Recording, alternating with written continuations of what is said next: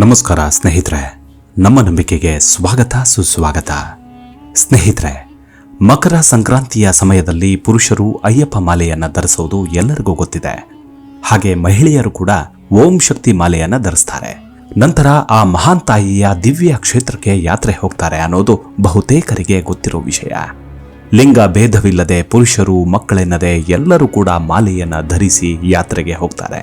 ಆದರೆ ಅತಿ ಹೆಚ್ಚಿನ ಸಂಖ್ಯೆಯಲ್ಲಿ ಮಹಿಳೆಯರೇ ಆ ತಾಯಿಯ ಸೇವೆಗೆ ಅಣಿಯಾಗೋದು ವಿಶೇಷ.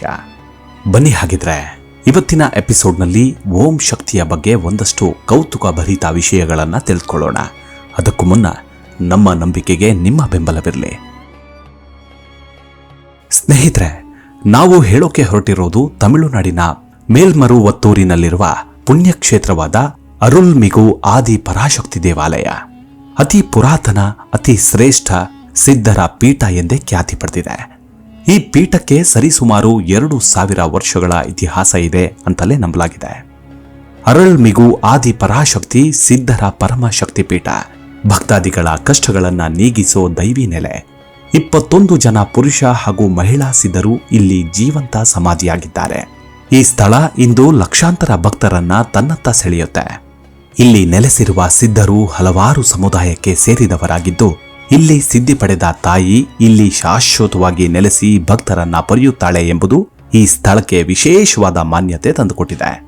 ಭಕ್ತರೊಂದಿಗೆ ಮಾತನಾಡ್ತಾಳೆ ಎಂದು ಪ್ರಸಿದ್ಧಿ ಪಡೆದಿರುವ ಆದಿ ಪರಾಶಕ್ತಿಯ ಮಾತುಗಳ ನಂಬಿಕೆ ಮೇಲೆಯೇ ಇಲ್ಲಿ ಎಲ್ಲ ನಡೆಯುತ್ತೆ. ಇಲ್ಲಿ ನೆಲೆಸಿರುವ ಬಂಗಾರು ಆದಿಗಾಳರನ್ನ ಆದಿಶಕ್ತಿಯ ಪ್ರತಿರೂಪವೆಂದು ಪೂಜಿಸಲಾಗುತ್ತೆ. ಇಂದಿಗೂ ಪ್ರತಿ ವರ್ಷ ಲಕ್ಷಾಂತರ ಸಂಖ್ಯೆಯಲ್ಲಿ ದೇಶದ ನಾನಾ ಭಾಗಗಳಿಂದ ಭಕ್ತಾದಿಗಳು ಈ ಪುಣ್ಯಕ್ಷೇತ್ರಕ್ಕೆ ತೆರಳಿ ಸೇವಾ ಕೈಂಕರ್ಯದಲ್ಲಿ ಪಾಲ್ಗೊಳ್ತಾರೆ. ಇವಿಷ್ಟು ಓಂ ಶಕ್ತಿ ತಾಯಿಯ ಬಗ್ಗೆ ಗೊತ್ತಿರುವ ಕೆಲವೊಂದಷ್ಟು ವಿಚಾರಗಳು. ಪುರಾಣಗಳಲ್ಲಿ ಉಲ್ಲೇಖವಾದ ಆದಿ ಪರಾಶಕ್ತಿ ಅಂದ್ರೇನು, ಈ ಆದಿಶಕ್ತಿ ಪೀಠ ಹುಟ್ಟಿಕೊಂಡಿದ್ದಾದ್ರೂ ಹೇಗೆ ಅನ್ನೋದನ್ನ ತಿಳ್ಕೊಳ್ಳೋಣ. ಅದಕ್ಕೂ ಮುನ್ನ ನಮ್ಮ ನಂಬಿಕೆಗೆ ನಿಮ್ಮ ಬೆಂಬಲವಿರಲಿ. ಸ್ನೇಹಿತರೆ, ಮೊದಲಿಗೆ ಆದಿ ಪರಾಶಕ್ತಿ ಅಂದ್ರೇನು, ಯಾಕಾಗಿ ಈ ಪೀಠಕ್ಕೆ ಈ ಹೆಸರು ಬಂತು ಅನ್ನೋದನ್ನ ತಿಳ್ಕೊಳ್ಳೋಣ. ಸ್ನೇಹಿತರೆ, ಆದಿ ಪರಾಶಕ್ತಿ ಅಂದ್ರೆ ಹಿಂದೂ ಧರ್ಮದ ಪ್ರಕಾರ ಶಕ್ತಿ ಪಂಥದಲ್ಲಿ ಸರ್ವೋಚ್ಚ ಅಂತ ಪರಿಗಣಿಸಲಾಗುತ್ತೆ. ಆಕೆಯನ್ನ ಪರಮಶಕ್ತಿ, ಆದಿಶಕ್ತಿ, ಮಹಾಶಕ್ತಿ, ಮಹಾದೇವಿ, ಮಹಾಗೌರಿ, ಮಹಾ ಸರಸ್ವತಿ, ಮಹಾಲಕ್ಷ್ಮಿ, ಮಹಾಕಾಳಿ, ಸತ್ಯಂ ಶಕ್ತಿ ಎಂದು ಕರೆಯಲಾಗುತ್ತೆ. ಇಲ್ಲಿ ಪರಮ ಎಂದರೆ ಸಂಪೂರ್ಣವಾದದ್ದು, ಸತ್ಯ ಎಂದರೆ ಅನೇಕ ಶಕ್ತಿ ಪೀಠಗಳ ಪ್ರಕಾರ ಅನಂತವಾದದ್ದು, ಶಾಶ್ವತವಾದದ್ದು ಎನ್ನಲಾಗುತ್ತೆ. ಆದಿ ಪರಾಶಕ್ತಿ ಅಂದ್ರೆ ಇಡೀ ಬ್ರಹ್ಮಾಂಡದ ಮೂಲ ಸೃಷ್ಟಿ. ಇದನ್ನ ವೀಕ್ಷಕ ಮತ್ತು ವಿನಾಶಕ ಎಂದು ದೇವಿ ಭಾಗವತ ಪುರಾಣ ಹೇಳುತ್ತೆ. ಪಾರ್ವತಿ ದೇವಿಯು ಆದಿ ಪರಾಶಕ್ತಿಯ ಸಂಪೂರ್ಣವಾದ ಮೂಲ ಅವತಾರ ಎಂದು ನಂಬಲಾಗಿದೆ. ಆದಿ ಪರಾಶಕ್ತಿ ಅಂದರೆ ಮೊದಲ ಸರ್ವೋಚ್ಚ ಶಕ್ತಿ. ಆದಿ ಎಂದರೆ ಪ್ರಾರಂಭ ಎಂದರ್ಥ. ಶಕ್ತಿ ಎಂದರೆ ಭೌತಿಕ ವಿಶ್ವವನ್ನ ಮೀರಿದ ಶಕ್ತಿಯನ್ನ ಸೂಚಿಸುತ್ತೆ. ಇದನ್ನ ದೇವಿಗೀತೆಯಲ್ಲಿ ಪಾರ್ವತಿಯಾಗಿ ತನ್ನ ಒಂದು ಶಕ್ತಿಯು ಅವತರಿಸುವ ಮೊದಲು ಆಕೆ ಹಿಮಾಲಯ ರಾಜನಿಗೆ ಕಾಣಿಸಿಕೊಂಡಳು. ಆತನಿಗೆ ದೈವಿಕ ಶಾಶ್ವತ ಜ್ಞಾನವನ್ನ ನೀಡಿ ಆಶೀರ್ವದಿಸ್ತಾಳೆ.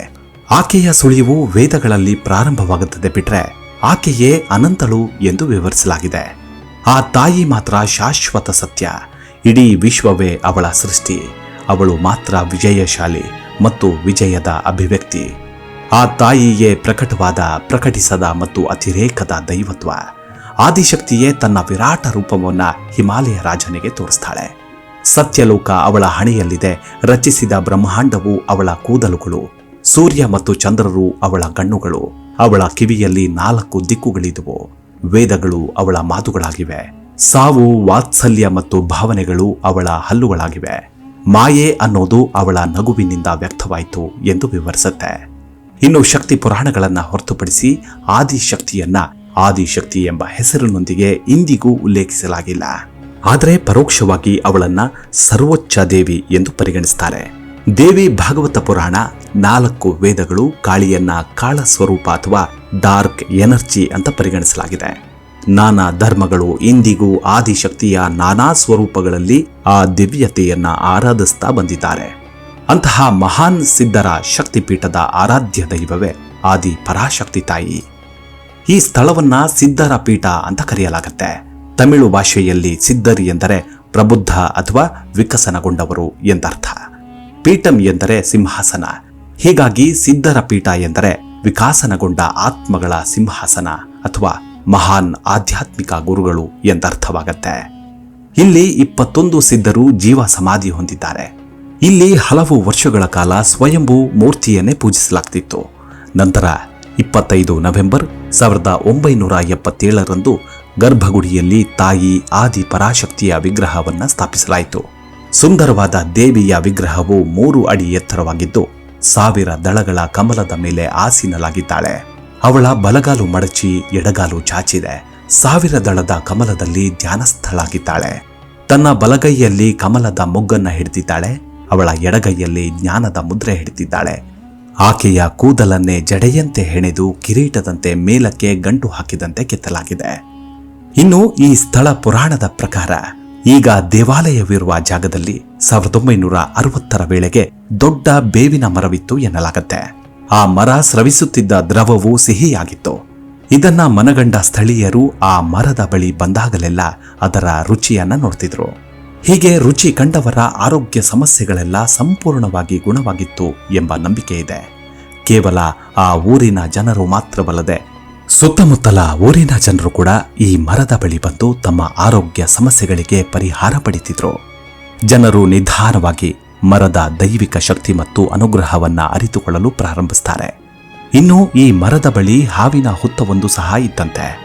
1966ರ ನವೆಂಬರ್ 28ರಂದು ತಮಿಳುನಾಡಿನಲ್ಲಿ ಬಂದ ಚಂಡಮಾರುತದ ಕಾರಣದಿಂದ ಆ ಬೇವಿನ ಮರ ಬೇರು ಬಿಟ್ಟಿತ್ತು. ಈ ಸಮಯದಲ್ಲಿ ಬೇವಿನ ಮರದಲ್ಲಿದ್ದ ದ್ರವಗಳು ಸಹ ಊರಿನಾದ್ಯಂತ ಹರಿದು ಹೋಯಿತು ಎನ್ನಲಾಗತ್ತೆ. ಹಾಗಾಗಿ ಆ ಊರು ಸಹ ಬಹಳ ಪವಿತ್ರವಾಯಿತು ಎನ್ನಲಾಗತ್ತೆ. ನಂತರ 1996ರಲ್ಲಿ ಚಂಡಮಾರುತಕ್ಕೆ ಬುಡ ಸಮೇತವಾಗಿ ಉರುಳಿ ಬಿದ್ದ ಮರದ ಕೆಳಗೆ ಅಂಡಾಕಾರದ ಸ್ವಯಂಭೂಲಿಂಗ ಪತ್ತೆಯಾಗಿ ಜನ ಅದಕ್ಕೆ ಚಿಕ್ಕ ಗುಡಿಯೊಂದನ್ನ ಕಟ್ಟಿ ಪೂಜೆ ನೈವೇದ್ಯ ಅರ್ಪಿಸುವುದಕ್ಕೆ ಪ್ರಾರಂಭಿಸ್ತಾರೆ. 1977ರಲ್ಲಿ ದೇವಾಲಯವನ್ನ ನಿರ್ಮಿಸಿ 3 ಅಡಿ ಉದ್ದದ 1000 ದಳಗಳ ಕಮಲದ ಮೇಲೆ ಕುಳಿತ ಆದಿಪರಾಶಕ್ತಿಯನ್ನ ಸ್ಥಾಪಿಸಲಾಯಿತು.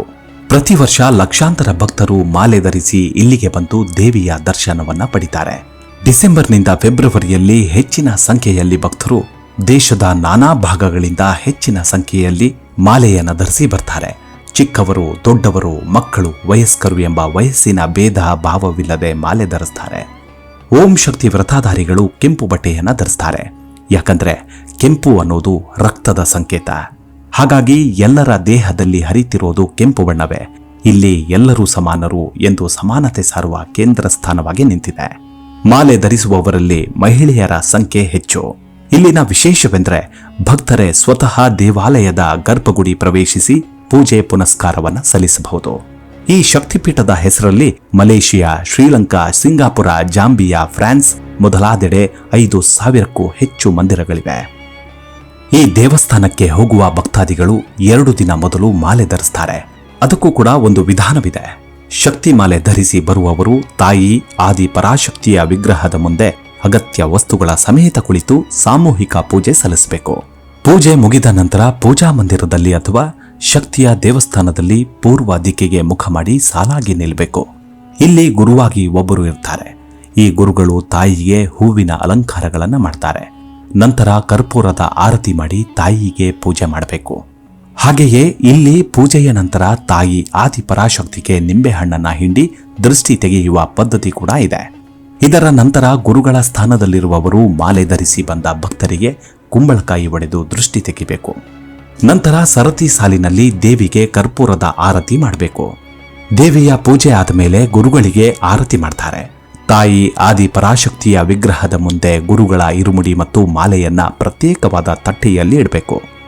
ಆ ತಟ್ಟೆಗೆ ಕರ್ಪೂರದ ಆರತಿ ಮಾಡಿದ ನಂತರ ದೃಷ್ಟಿಯನ್ನ ತೆಗೆಯಲು ನಿಂಬೆಹಣ್ಣು ಹಿಂಡಿ ನಂತರ ಎಲ್ಲರೂ ಗುರುಗಳ ತಲೆ ಮತ್ತು ಅವರು ಧರಿಸಿದ ಮಾಲೆಯನ್ನ ಮುಟ್ಟಿ ಪೂಜಿಸ್ತಾರೆ.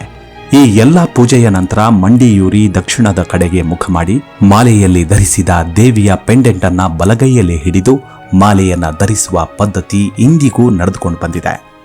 ನಂಬಿಕೆಯ ಪ್ರಕಾರ ಈ ಸ್ಥಳದಲ್ಲಿ 21 ಸಿದ್ಧ ಪುರುಷರು ಮತ್ತು ಮಹಿಳೆಯರು ಜೀವಂತ ಸಮಾಧಿಯಾಗಿದ್ದಾರೆ ಎನ್ನಲಾಗತ್ತೆ. ಇಲ್ಲಿ ನೆಲೆಸಿರುವ ಸಿದ್ಧರು ಹಲವಾರು ಸಮುದಾಯಕ್ಕೆ ಸೇರಿದವರಾಗಿದ್ದಾರೆ. ಆದರೆ ಇಲ್ಲಿ ಮಹಿಳೆ ಸಿದ್ಧೆಯೊಬ್ಬರು ಶಾಶ್ವತವಾಗಿ ನೆಲೆಸಿದ್ದು ಭಕ್ತರ ಇಷ್ಟಾರ್ಥಗಳನ್ನ ಈಡೇರಿಸಿ ಕಾಯುತ್ತಾಳೆ ಎನ್ನುವ ನಂಬಿಕೆ ಇದೆ. ಅಲ್ಲದೆ ಇಲ್ಲಿ ಮಹಾನ್ ಸಿದ್ಧಿ ಪುರುಷರನ್ನ ಬಂಗಾರು ಆದಿಗಾಳರನ್ನ ಆದಿಶಕ್ತಿಯ ಪ್ರತಿರೂಪವೆಂದು ಪರಿಗಣಿಸಲಾಗುತ್ತೆ. ಈ ದೇವಿ ಭಕ್ತರೊಂದಿಗೆ ಮಾತನಾಡ್ತಾಳೆ ಹಾಗೂ ಆಕೆಯ ಮಾತಿನಂತೆಯೇ ಭಕ್ತರು ನಡೆದುಕೊಳ್ತಾರೆ. ಇಲ್ಲಿಗೆ ಬರೋ ಭಕ್ತಾದಿಗಳು ಮಾಲೆ ಧರಿಸುವುದಕ್ಕೆ ಯಾವುದೇ ಅಡೆತಡೆ ಕಟ್ಟುನಿಟ್ಟು ಇಲ್ಲ. ಯಾಕಂದ್ರೆ ಮಹಿಳೆಯರಿಗೆ ಮುಟ್ಟಾದ ಸಂದರ್ಭಗಳಲ್ಲೂ ಇಲ್ಲಿ ವಿಶೇಷ ಪೂಜೆ ಮಾಡುವ ಅವಕಾಶ ಸಿಗುತ್ತೆ. ಹಾಗೆ ತಮ್ಮ ಸಂಕಲ್ಪಗಳೆಲ್ಲ ಈಡೇರುತ್ತೆ ಅನ್ನೋ ಬಲವಾದ ನಂಬಿಕೆ ಇದೆ. ಇನ್ನು ವಿಶೇಷವಾಗಿ ಮುಟ್ಟಾದ ಸ್ತ್ರೀಯರನ್ನ ಯಾರೂ ಕಡೆಗಣಿಸಬಾರದು. ಮುಟ್ಟಾದ ಮಹಿಳೆಯರನ್ನ ವಿಶೇಷವಾಗಿ ಇಲ್ಲಿ ಆಧರಿಸಲಾಗತ್ತೆ.